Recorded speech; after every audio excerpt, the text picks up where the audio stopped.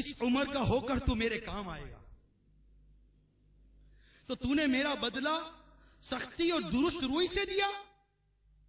گویا تیرا ہی مجھ پر فضل و احسان تھا. کاش جب تو نے حق کے پدری یعنی باپ کا حق کا خیال نہ ہی کیا تھا تو ایسا ہی کرتا جیسا ایک پڑوسی دوسرے پڑوسی کے ساتھ کرتا ہے. مجھے اپنا پڑوسی سمجھ لیتا. جیسے پڑوسی کا حق ادا کیا جاتا ہے ویسا ہی حق تو میرے ساتھ ادا کرتا. اور مجھ پر اس مال سے کہ اصل میں وہ مال تیرا نہیں میرا تھا مجھ پر بخل نہ کرتا.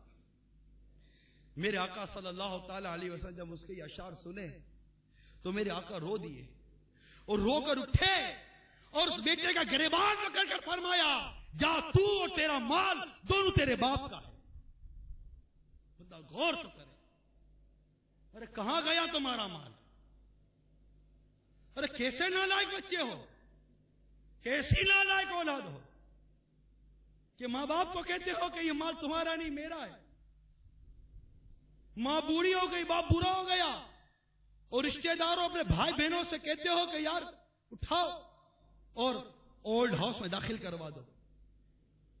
جا کر دیکھیے اولڈ ہاؤس, جا کر دیکھیے وہ جگہ جہاں بوڑھے ماں باپ کو پالا جا رہا ہے اور ان بوڑھے ماں باپ کو جا کر پوچھو کہ کیا تمہارا دنیا میں کوئی بھی نہیں, تو وہ آنکھ سے آنسو بہاتے ہوئے کہیں گے کہ دنیا میں کوئی نہیں, کیا پوچھتے ہو, میرے اتنے بیٹے اور میری اتنی بیٹیاں ہیں. ارے دو ماں باپ ہو کر 11 12 بچوں کو تو پال سکتے ہیں, لیکن اس وقت 12 بچے ہو کر دو ماں باپ کو نہیں پال سکتے. یہ ماں باپ جب ہم بستر پر پیشاب کر دیتے تھے کبھی بھی ہم نے نہیں دیکھا کہ ہماری ماں نے ہماری پیشاب اور ہماری نجاست سے گین کھائی ہو. کبھی نہیں دیکھا کہ ہمارے باپ نے ہماری نجاست سے دوری اختیار کی ہو, دور بھاگا ہو. مگر آج یہ نوجوان بیٹا یہ اپنے پاؤں پر کھڑا 6 فٹ کا نوجوان, جب اس کا باپ یا اس کی ماں, اے نوجوان بیٹی تو بھی غور کر, آپ بھی غور کیجئے کہ جب آپ کی ماں آپ کے اپنے بستر پر پیشاب کر دے, نجاست کر دے تو کتنی گھن آتی ہے. ارے ہمارے ماں باپ نے ہمیں پالنے کے لیے کوئی نوکر نہیں رکھے تھے, ہمارے ماں باپ نے ہمیں پالنے کے لیے کوئی ملازم نہیں رکھا تھا کہ ہمیں اپنے بچوں کی نجاست صاف کرتے ہوئے آر آتی ہے, ہمیں اپنے بچوں کو پالتے ہوئے ہماری نیند برباد ہو جاتی ہے.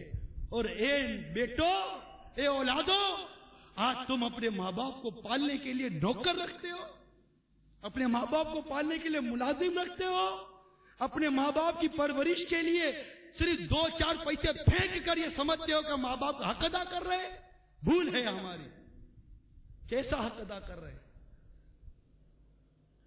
ہمارا اسلام ہمیں سکھاتا ہے کہ اگر بادشاہ بھی ہے وقت کا اور اس کے ماں باپ زندہ ہیں اور واقعی اس کی خدمت کی حاجت ہے ان کو, تو بادشاہ کو بھی چاہیے کہ ماں باپ کے قدموں میں بیٹھ کر ان کے قدموں کو دبائے, ان کے پاؤں کو دبائے.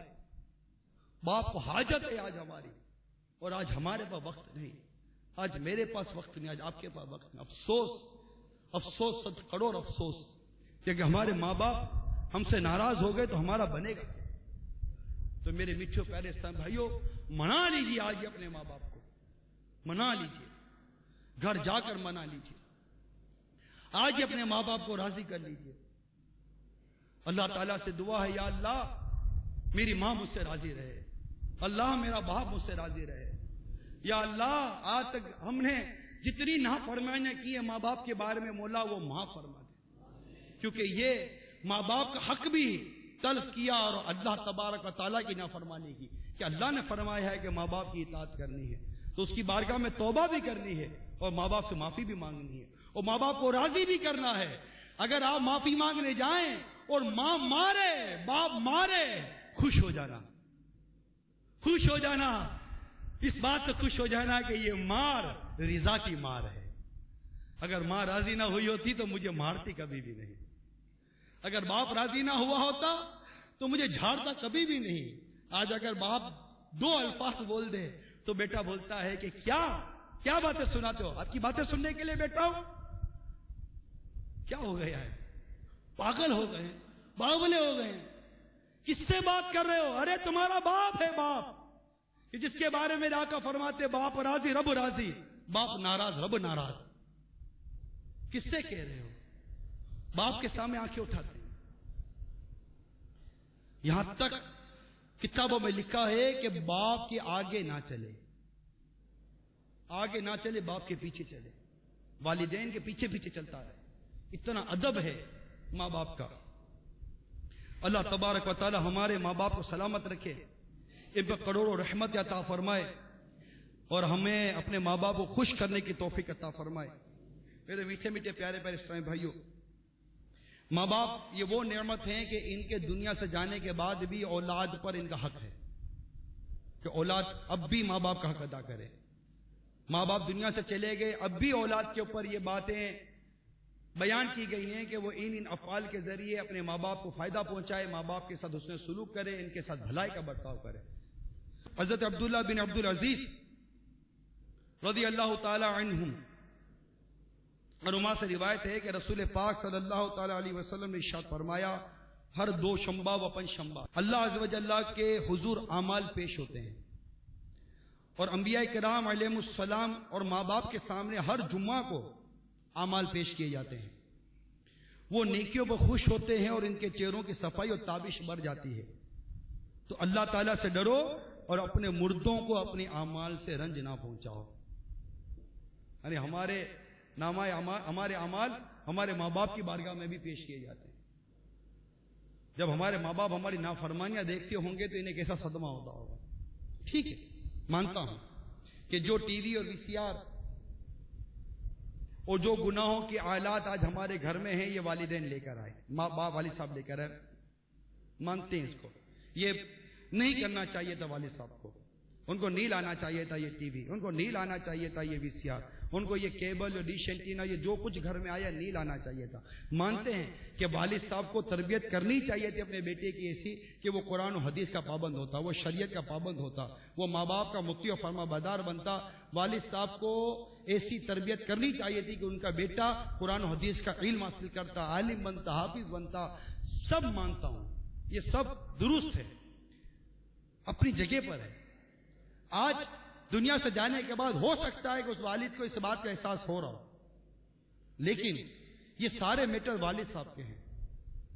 اولاد کو کیا حکم ہے کہ اپنے ماں باپ کو راحت پہنچائے؟ کیا آپ نے وہ حکایت نہیں سنی کہ ایک والد صاحب کے انتقال کے بعد وہ خواب میں اپنے کسی دوست کے پاس آئے اور کہا کہ میرے بچوں کو جا کر کہو کہ ٹی وی پر جو یہ فحاشی دیکھتے ہیں یہ بند کر دیں، کہ جب بھی یہ ٹی وی آن کرتے ہیں مجھ کو قبر میں عذاب دیا جاتا ہے. چنانچہ اس نے جب جا کر گھر میں بتایا تو وہ بچے مطیع و فرما بردار تھے اور انہوں نے ٹی وی گھر سے نکال دیا، ٹی وی برباد کر دیا. پھر خواب میں آ کر اس شخص نے آ کر اپنے دوست کو کہا کہ اللہ تعالیٰ تجھے جزا دے، الحمدللہ میں اللہ کی رحمت کے سائے میں ہوں. یہ بات درست ہے، اس کا میں انکار نہیں کر رہا، کوئی بھی انکار نہیں کرے گا کہ اولاد کی یہ جو نافرمانیاں ہیں، اولاد کی جو بے باکیاں ہیں،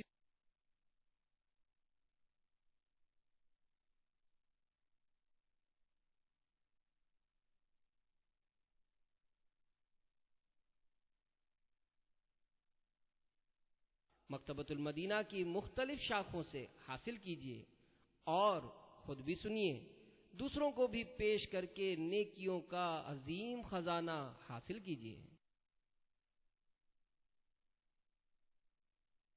دعائیں کریں گے اپنے ماں باپ کے لیے، ہم اچھا ہی کہیں گے، اپنے ماں باپ کے لیے برا نہیں کہیں گے.